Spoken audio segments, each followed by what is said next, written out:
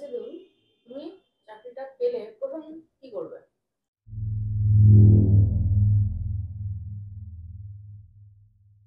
Sir আমি কি আসতে পারি?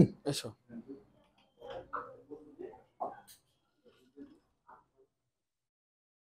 Good afternoon ma'am.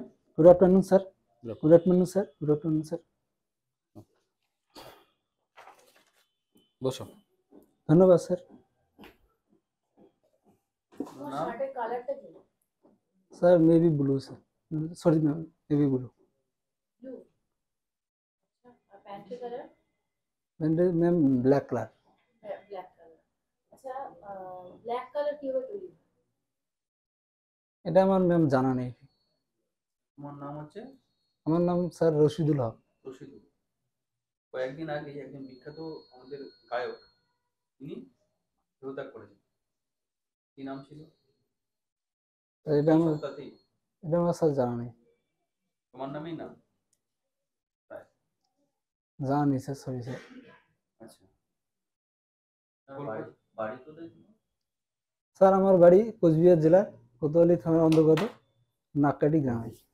তোমার জেলা সম্পর্কে দু একটা কিছু বলো, ভালো লাগবে শুনতে।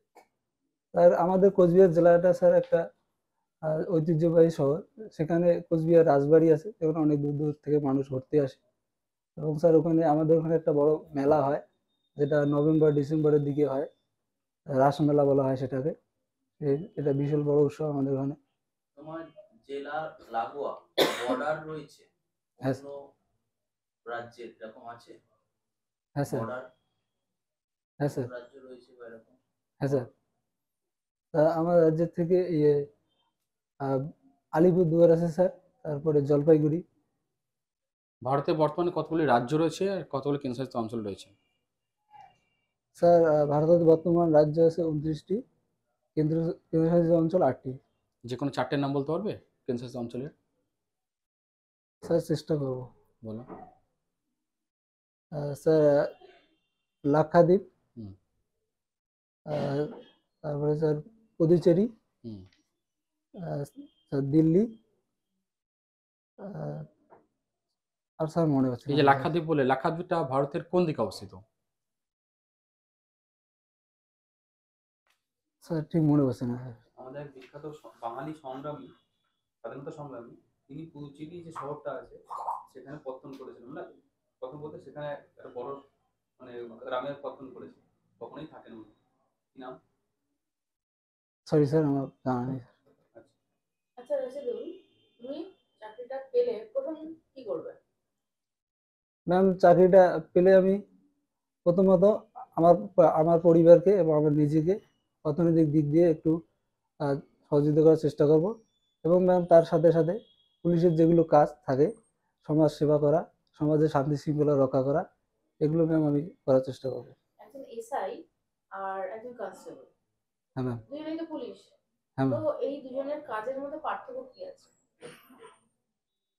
ম্যাম এসআই কনস্টেবলের থেকে উচ্চ পদের এসআই। কনস্টেবলকে এসআই আন্ডারেও থাকতে হয়। এবং কনস্টেবল যেগুলো কাজ করে ম্যাম, বিভিন্ন ধরনের ক্রিয়া, খেলাধুলা, বিভিন্ন ধরনের অফিস আদালতে ওখানে ডিউটি করা বা ট্রাফিক দেখাশোনা করা। আর ম্যাম এসআই ম্যাম ঠিক ম্যাম বলতে পারছি না, সরি।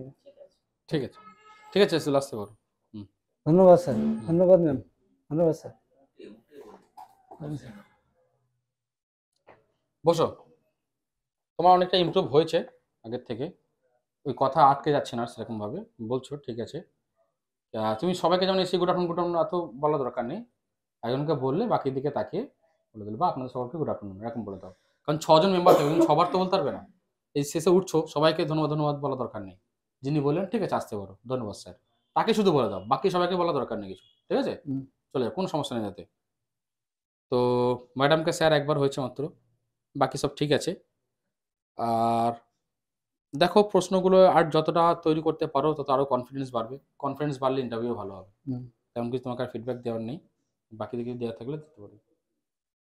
একটুখানি কনফিডেন্সটা বাড়া, মানে ভয়টা একটুখানি বেশি। ভয় মাথা কিন্তু ভালোই